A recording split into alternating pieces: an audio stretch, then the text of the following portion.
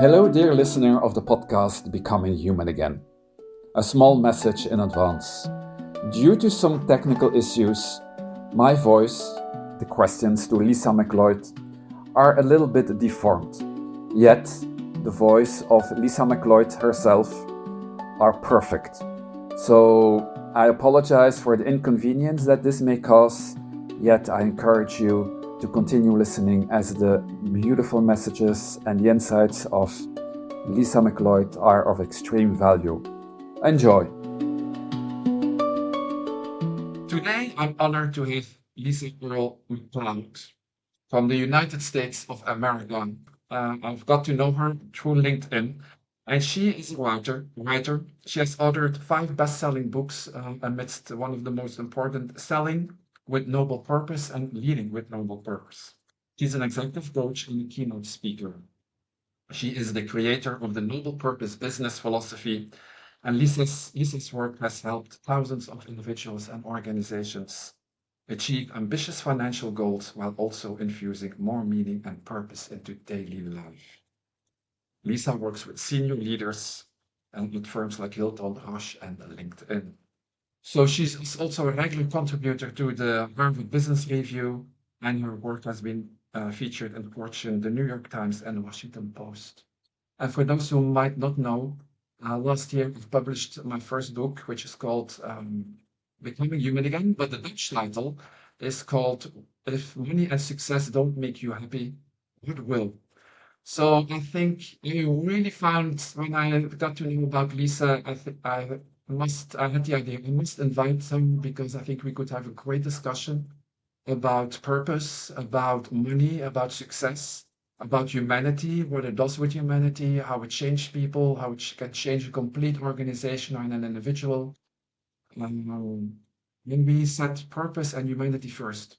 So, Lisa, thank you for being here. Thank you. We're going to have a good talk. Absolutely. And my first question, talking about purpose, Lisa, how and when did you get to know that what you do at this moment in your life is your purpose? So I have always operated on 2 lanes, and they always felt at odds. I grew up not really poor, but kind of poor. Kind of Mm, where I was in a community where like other people went on vacation. We didn't. Other people had new cars. We were always fixing the broken ones. So I was aware of money. And so when I came out of college, I very much wanted to make money because I thought I don't want to live this hand to mouth existence yeah. where a car Mm, repair puts you over the edge.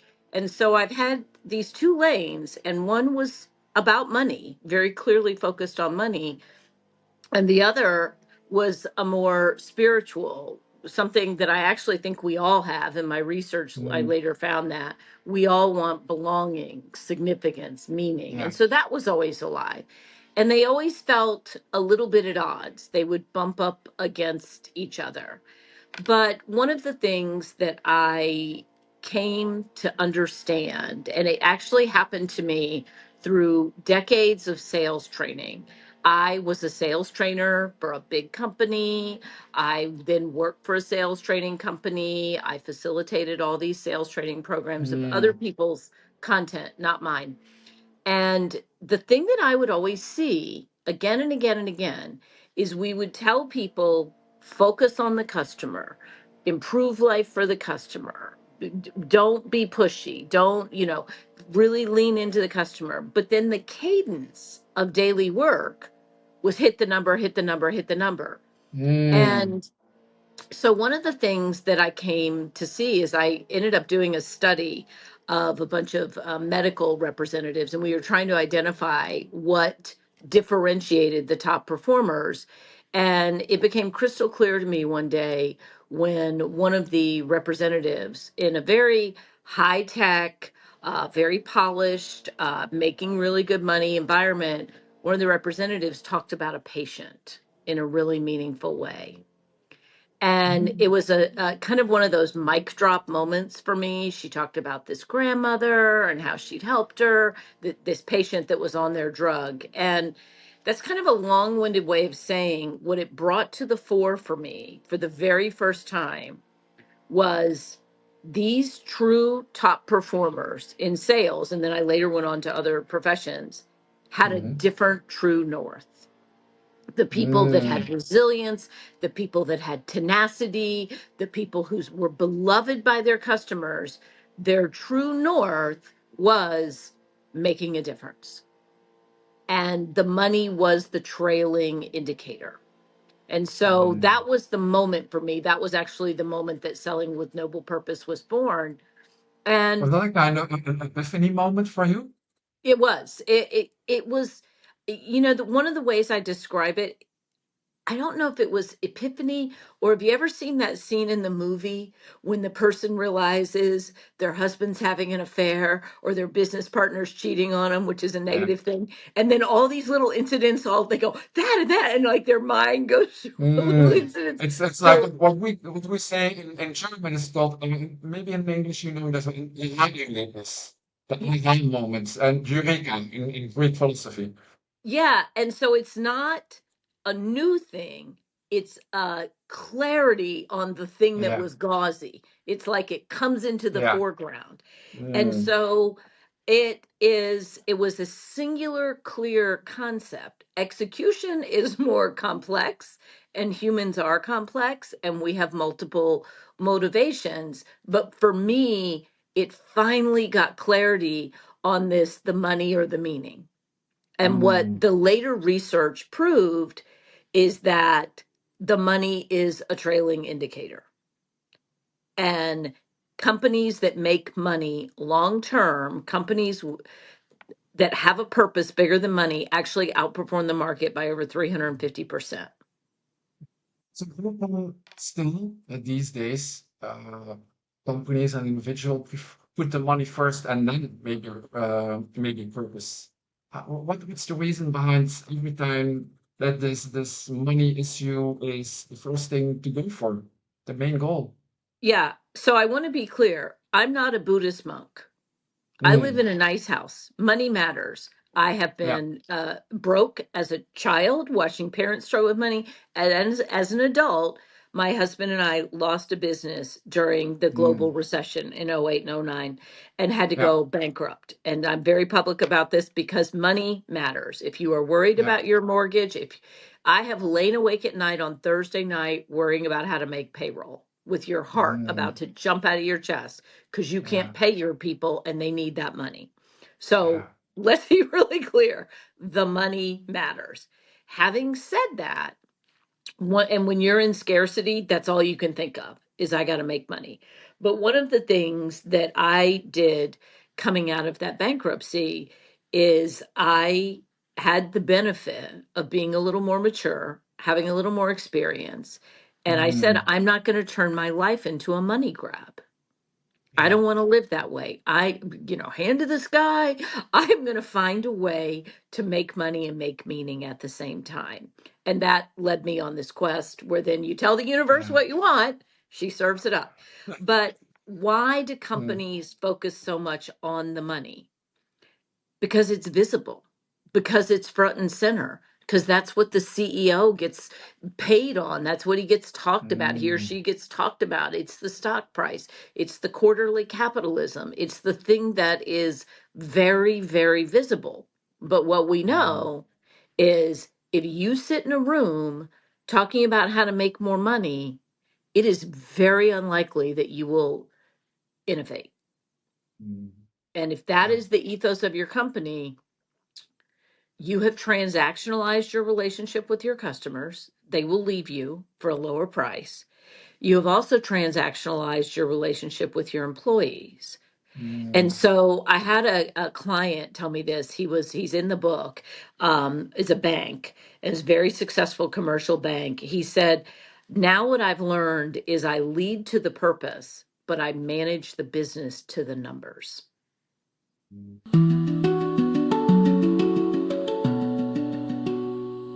So, what did you do after you found out that for yourself the meaning of the purpose and the money? What changed inside of you, and what is it that you did afterwards to become the person that you are now? The thing that it did for me was it validated my better angels, quite Mm, candidly. And this is not something that like I said, I'm not as a Buddhist monk. no, no, no. Um, but this is something, it gave me something tangible to reset back to. Yeah. So if we are having a bad year, or I'm in a tense situation, or my ego gets the best of me and I want to win some business just because I don't like to lose, whenever I'm in those moments, it gave me, instead of the little voice saying, be a nice person, it gave me a true north. And I've seen this play out in customers that we Mm, work with. It gave me a true north to say, and so our purpose in our company is drive revenue and do work that makes you proud. So we are operating on two lanes. We want to help companies make money by mhm, being beloved to their customers, by being differentiated, and we want to help them be proud of what they do. And so if mhm. I ever get in a situation where I'm thinking only about myself and my ego and my employees and my payroll, whatever, I go, hold up, girlfriend, pause, and I can reset to that. And I've Is watched this it about the work that way. change? Yeah. I love this one, Lisa. Mhm. Is this about the change? It's not about me, but it is about what I can contribute for the other one, making that Yes. shift inside of yourself. It is Um, moving the psychological center of the interaction. And yeah, when people talk about what they can do for the other person, again, you need money. You deserve a paycheck. You yeah, yeah, deserve to yeah. be paid. But when you shift the psychological center, and a lot of people will talk about what they can do for the other person, but they're still the psychological center of the interaction. Yeah. They're saying, I can do this, I can do this. But when I just calm it down and shift. And one of the things that we identified was a hallmark of top performers was the ability to sit with uncertainty. And this is really important because people tend to go into an interaction, and I have thousands and thousands of hours of observing salespeople, but I also in recent years have a lot of time observing leaders because I coach a lot of CEOs. And, time is money. We got to move along. You got to be clear. You got to be directive. But there's a duality that you can hold. I am clear on what I need to get done, my expectations, what I want to tell this person, offer this person, whatever. And I can hold space for their whatever's going on with them. Mm, And you've got to be able to hold that duality. And people would say in my early sales training days, well, is this about me or is this about them?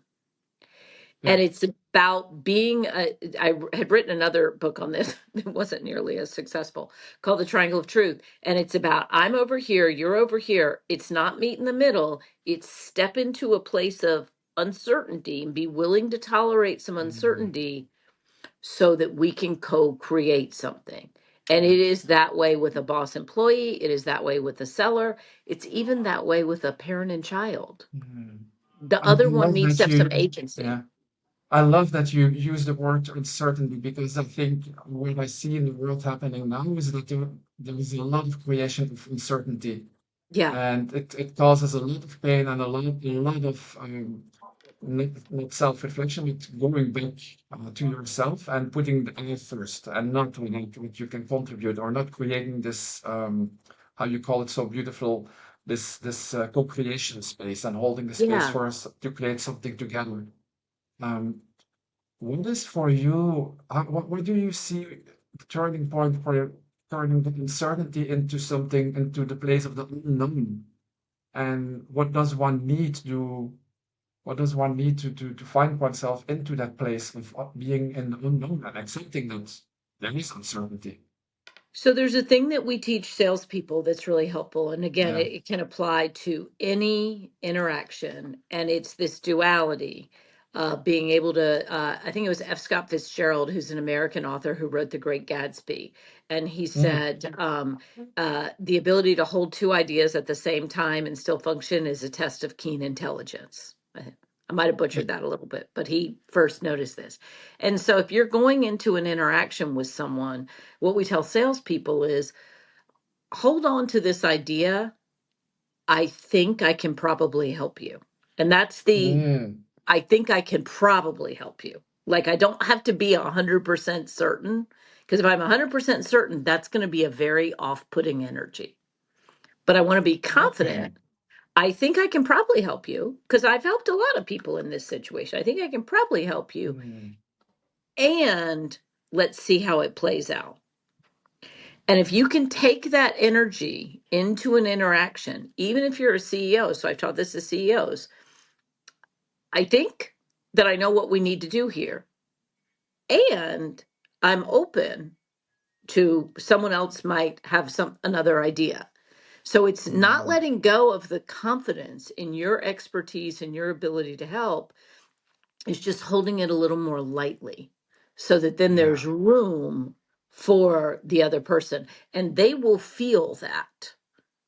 They Mm, will feel that you are holding space for them in this conversation, and it will show up in some small ways in your language, but it will show up most in your emotions. So an example of a small way it will show up in your language, if you're a CEO going into a board meeting, you would say, I think I've got a handle on this. You won't say, I've got a handle on this. You know, mm. you'll say, I think I've got a handle on this. I've done some research. I've talked with all the employees. Let's discuss it here. Did You open up, you open up space, you liberate the room for ideas and right. discussion. Mm, And so that applies in any human, to use your moniker, interaction. It is in no way eroding my confidence in my ability. A way that helps yeah. people see it easily. If I was a highly skilled interior designer, I'm pretty sure I can make your house look a lot better because I know what I'm doing here. And I walked in and I saw those pictures were not hung right. And I know in 5 minutes I can fix this. And that's why you called me. But I want to go in and say, yeah, I think we could do some great things here. I see a couple of Mm, opportunities. Tell me what you're thinking. beautiful. It's you create a beautiful connection with the other one in this way. That's it. That's it. And we're going to co create this Yeah, together. And if I'm the great interior designer, I might do 99% of yeah, this. And all you're going to tell me is yeah, I like books and the color blue. Great. yeah. I And have no idea what to do with this, but here's what what I comes in got. is that what I see a lot of people doing is that they are afraid to admit that they're not 100% sure. There Yeah. is apparently the need of being absolutely sure before you start something or before you sell something or before you do something, and to admit that you're only a human being and that Yeah. maybe there's 12% that you're not sure or that you cannot deal with. And that is okay. And it's putting your ego on pause because the other thing Yeah, is if I'm that CEO, if I'm that salesperson selling a life saving drug, if I'm that famed interior designer, I know what I'm doing. And yeah. I know I'm good at it. And I know that 95% of the time I'm going to have a good plan. Okay. So Mm, I'm not, this is in no way need to erode my confidence or my ego. In yeah. fact, it's a bit of a flex, to use an American word, to go in and open the door because what that Mm, says is I'm confident enough in the moment yeah. that I will be able to respond. And so there's an acting phrase when people are like rehearsing a play. There's a moment when they go off book, which means they're Mm, not holding their scripts, and it's like super awkward, and they're just focusing on themselves because it's all they can do to memorize their lines. You know, in a play, you don't get multiple takes. You got to have the whole thing in your head. And so when they go off book, it's not that authentic. But Yeah. as they practice and practice, and those lines are just embedded in them, then they're responding to the other person in the moment. Mm, And then it feels really yeah. natural. I want to pick up on the word authentic that you use there. In my book as well, there is a complete chapter on authenticity.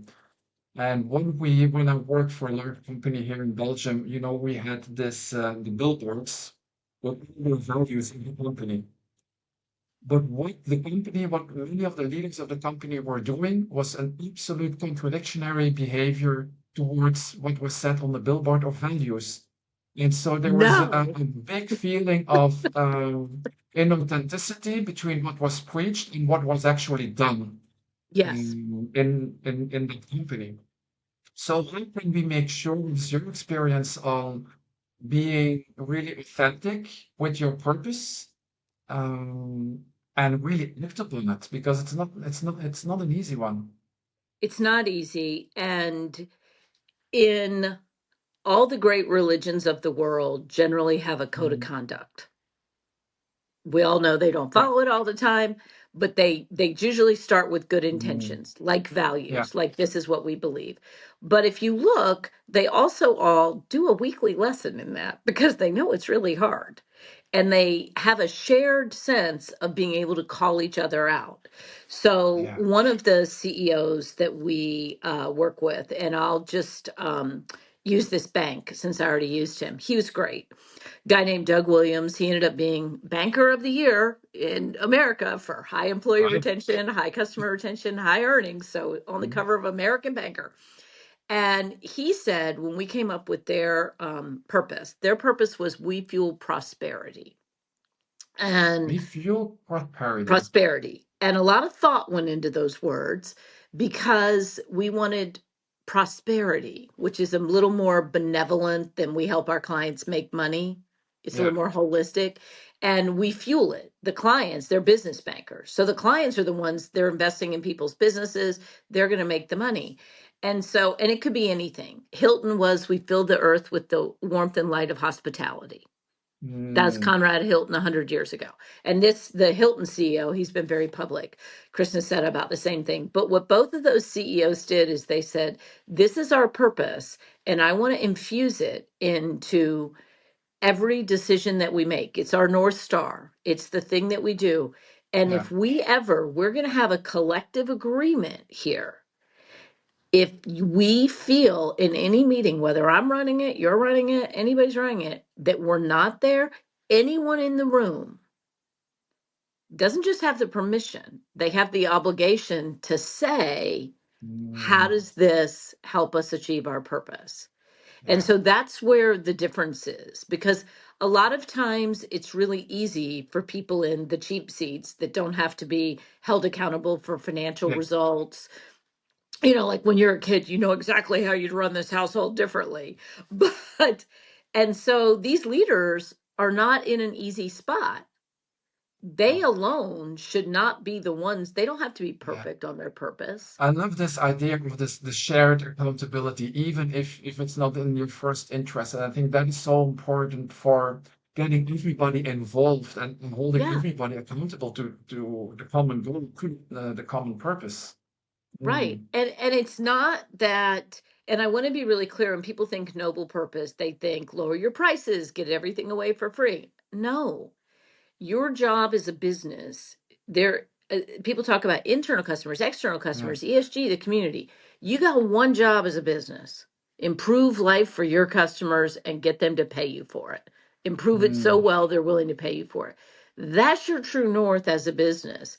What sits around that are your ethics, your financial models. Those things mm, don't fall by the wayside, but purpose is your true north with the way you make decisions and what you're yeah. striving for, your ethics, your values, how you treat your community, and all Yeah. that. Those are your guardrails.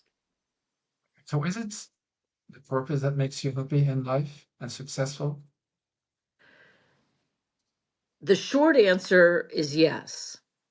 The longer answer is humans are complex. Mm, And one of the things that we see, we need look no further than the billionaire class to see that money doesn't make you happy. yeah. Lack of money can make you very unhappy, very Mm, unhappy. But if you look at the billionaire class and you look at the look on their faces when they talk, if you mm, look at them even at parties and things like that, there's not a lot of happiness there. no. That's not to say there may be some happy billionaires, but the How very would you public describe looks. happiness, Lisa? What's your definition of happiness? So I'm going to go back to what Yeah, humans need: yeah, sorry. belonging and significance, and then I'll get to happy. Mm, Belonging is I'm part of something bigger than myself, and significance is my role matters. And yeah. those two are in equal measures. There was a Harvard class in happiness that says that identifies these two things. A lot of research has. And so what you see in a billionaire class with a lot of them is they're striving for significance alone, but Yeah. there's no sense of belonging. What you see in a cult is there's belonging, but I don't matter. Neither of those works out very well.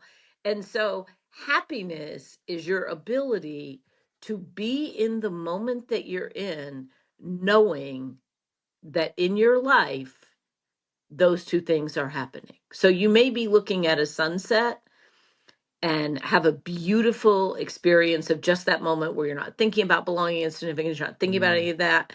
But overall, if you can, on a regular basis, have the feeling that your life is part of something bigger than yourself and your role matters, it enables you to be more in the present moment because so, happiness is always in the present moment. so happiness is like consequence of your sense of belonging and your sense of significance Yeah, it's in the a world. trailing indicator. Mm, It's kind of like money in business. It's a lagging indicator that is the result of many other things yeah. that have happened. And that is one of the mistakes that we make as humans is we are pursuing a lagging indicator. In business, if you pursue money, you will be out innovated, your employees will leave, your customers will treat you as a commodity if money is your only true north. In life, if you pursue happiness, you'll wind up with a big pile of stuff, whatever Mm, your version is, but you're pursuing a trailing indicator. mm. Beautiful. Do you consider yourself successful, Lisa? I do. One of my frustrations with myself. So, if I were to look at paper, if I were to go back to high school or college and I could look at on paper how my life would have turned out, beyond my wildest dreams, Mm, absolutely beyond my wildest dreams. One of my challenges is I haven't done everything I want to do. And so, one of the things I struggle okay. with is that Yeah. being in the present moment. Yeah. I really want to move the needle on the culture, Mm, the way we experience our life. And the reason I ended up in the work lane is that is the dominant culture of the world. The way we are organized around work, we spend most of our lives at work. The A mm, lot of, with global organizations, that's become an organizing structure for life for a lot of yeah. people. Having said that, I recently read Jim Collins' book, What to Make of a Life, Mm, which is a great book. You won't get him on here because he doesn't do anything, but you could talk about his book. But one of the things that he talked about in the book in his study was that the people who were the most successful holistically, felt satisfied with their lives on multiple measures, uh, died still wanting to accomplish things. And that actually made me feel better. They were never done. wow. Dying while still wanting to accomplish something. Mm. Yeah. Yeah. So not, which That's an is, interesting perspective because often within often you hear the opposite. You know, when you die, a lot of people say, "I've done all that I needed to do." yes. And this Well, was that's they had a few, they died with stuff they wanted to do tomorrow. And it's important there weren't regrets over what they didn't do. yeah, So yeah, it's not like exactly. the dying with your dreams undone, but Yeah. it's there was still stuff they wanted to do. And that actually made me feel better because I thought, well, then I'm not insane. Um, What is it that you still want to do, Lisa? so one thing, I'm working on two things right now. One thing is I got my master's in fine arts in screenwriting, and I want to write for television. I want to write more. I want to write workplace Wow. dramedies for television. I saw how important Ted Lasso was to people, Hmm. and I have written a show with a woman leader that's like Ted Wow. Lasso Okay. because it looks different when Hmm. you're a woman. And I'm working on a novel about grief and how you support someone in grief. So I want to do that. Um, I got stuff. Wow. I really actually apart for because what I found out as well, I've been writing some poetry the latest I think latest 2 3 years. And Hmm. yesterday I was sitting in my couch and I was like, okay, I'm going to write a little bit. And then Hmm. suddenly I had the idea, I've been writing so many poems now, I should make a book out of it. And suddenly I have a complete book presentation, and Right. I know the guy that I want to play the piano with me when I do the presentation and I will read the poems. Nice. And what I discovered as well is often we're so focused in the business and the work that we do, but as humans, our creative capacity that we have to, Right. whatever it might be, to make music, to make art, to make something beautiful, a book, or just play an instrument, or a small drawing, but we all have this creative part inside of us, and We do. I'm really happy to hear from you as well that oh yeah, you get this tingling sensation of this is what I want to do, and you This is never want to something I want to discover that. do. And it's for Mm, me, I have been able to, one of the things I'm really proud of is I've been able to combine that creative impulse, my yeah, ability to speak and write, to be a force for helpfulness and good in yeah, business, which I think we needed, yeah, which we still need. And when you look at people, not to be too grandiose, but people who make significant contributions, like you look at somebody like Steve Jobs, um, mm, you know, some people question how good a leader he was because he was very hard to work with. But Apple was his creative force. I mean, that's where yeah, the creativity and the business acumen came together to create something that we kind of take for granted now. mm, But technology was ugly and hard to use and had all these icky black cords on it. It yeah, wasn't. yeah, And he really changed that because he had a creative vision. And so I mm, think one of the things that happens in business when you make it so transactional is you lose your creative yeah, vision. I mean, you look mm, at someone who is even a controversial figure today, Jeff Bezos. yeah, Amazon was born out of his original creative vision. mm, Like it was born out of, oh, I see this thing that people really want. Could there be a better way to get it to them? Books. I mean, books are yeah, a noble endeavor. Getting people books in remote areas that don't have mm, bookstores, people don't have time to go to the bookstore. I mean, so a lot of these things, what happens is they're born out of this creative vision, a noble intent. I'm sure he always wanted to make money, but then as they scale, they start to become very transactional in nature. yeah.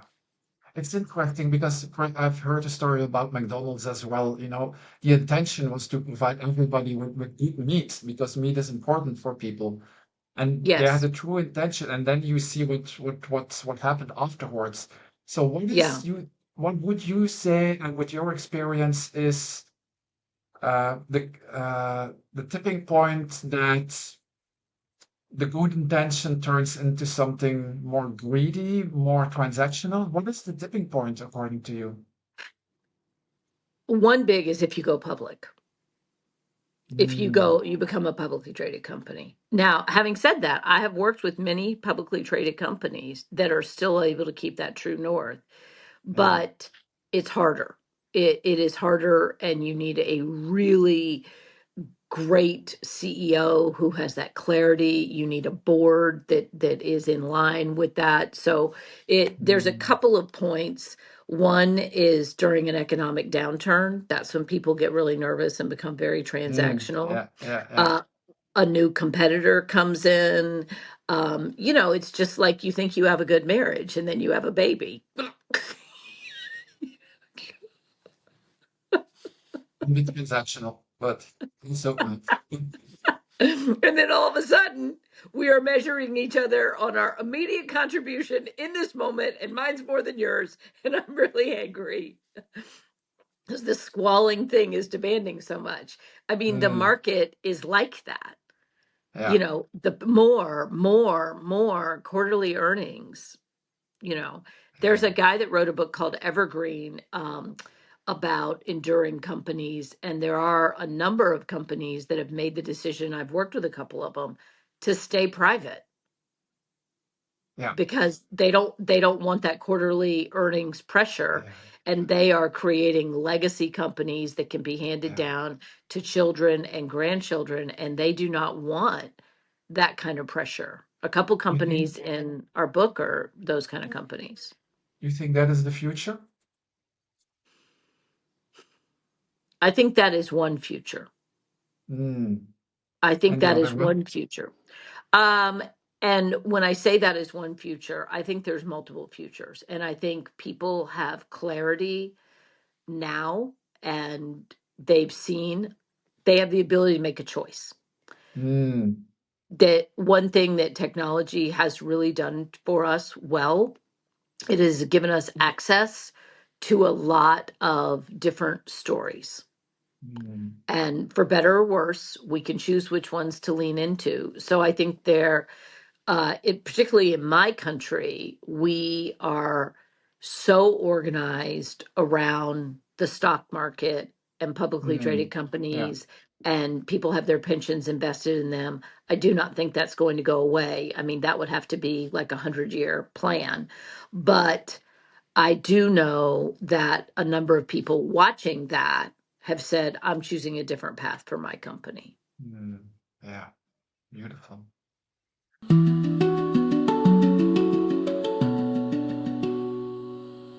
I have some quick fire questions for you, Lisa.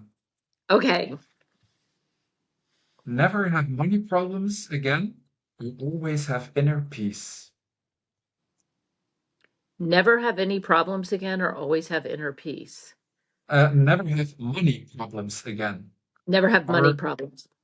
or always have inner peace. Always have inner peace. Mm. I know enough unhappy rich people. Work less and earn less, or work more and earn more. Hmm. I kind of want to reject the premise of the question on that one, because if you're going to make me pick, I'll work less and earn less, but that is a luxury I have at this point in my life. Yeah, Earlier, I chose work more and earn more, and it was a good decision because my family was mhm, financially unstable. yeah, But I hope that I'm at a point in my life where I can work less and earn more because I'm a little mm, smarter about the way I do it. beautiful. Thank you. Be known for your achievements or for your kindness. Hmm. Gosh. The reason I'm struggling with that, the obvious Yeah. answer is be known for your kindness.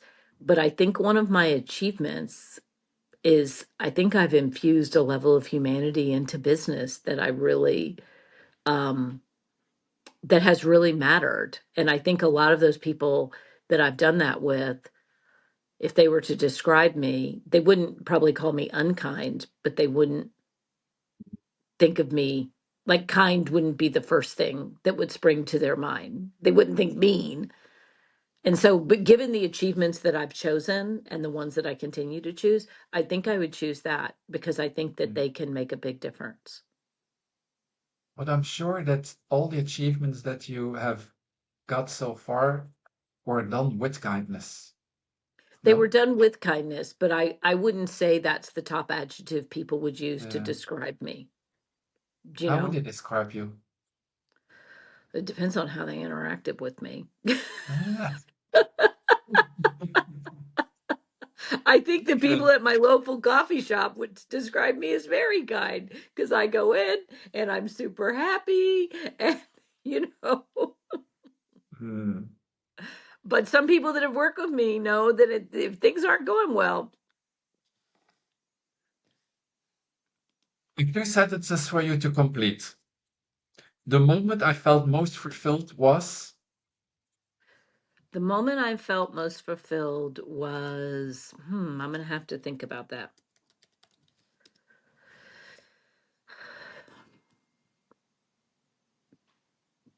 Probably the moment I felt most fulfilled was when I had a baby. Hmm. Thank you. It is a The, Herculean physical act. And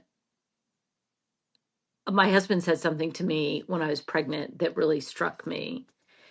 I was pretty pregnant, and he said, "You're growing fingernails and lungs inside your body right now. Like you're growing two pairs of lungs, oh, a I'm pair of, getting goosebumps here. and I was like, yeah, I am. And then it really helped me. I mean, we all were born to somebody. So millions of women have done this, but I just looked and I was like, I made a person. That's like amazing. And I got it out of my body. We're both still alive. You How know, did that even happen?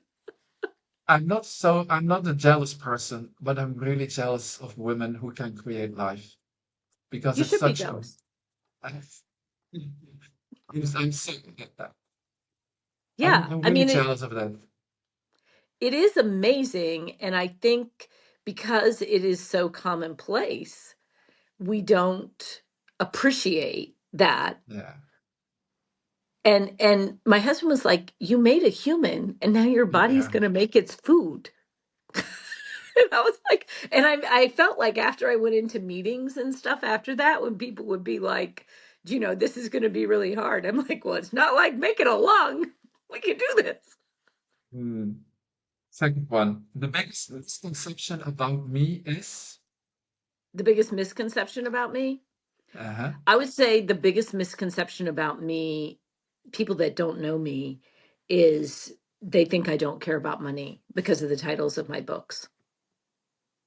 They Hmm. think that I don't care about money, and that is not true. I care very much about people being prosperous. Yeah. If I could tell my younger self, this is the last one thing, it would be.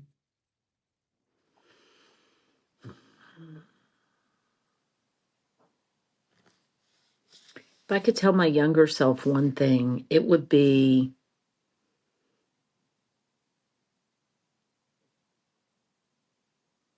own it. Own it. There have been a lot of times when I thought I didn't understand what was going on because people were smarter than me and people understood business better than me. But I was seeing something in my intuition and I was Hmm. right. And I wish I had owned it more. I wish instead of saying, maybe could we kind of get, there might be, I wish I'd said, here's what I'm seeing here. And then just paused. I love that one. Own it. I think it's a beautiful piece of inspiration to close the podcast with, Lisa. Own it. This was such a great conversation. Thank you. Thank you. What can I wish you for this year? Good writing. Good writing. Well, Good, right? Man, I want to sit at that keyboard and just be in flow. I've got two big things I'm working on, and I just want them to come to life in just the most beautiful, high impact way. own it, Lisa. Oh, I See what you did there? You're good. Yeah. Thank you very much for this beautiful, inspiring conversation. And I wish you all the best with all your books and the books to come and all the TV show plays that you're going to write. And always welcome when you come to Belgium. Thank you very much for this Yes. beautiful conversation, Lisa. And thank you for such a great conversation. And I love what you're doing here. Thank you. Thanks for listening to Becoming Human Again. I hope today's conversation gave you fresh ideas about happiness, success, and what it means to live fully. If you enjoyed the episode, please follow, review, and share. And if you want to dive deeper, check out my book, Becoming Human Again, and connect with me on social media. Until next time, keep questioning, keep learning, and keep becoming human again.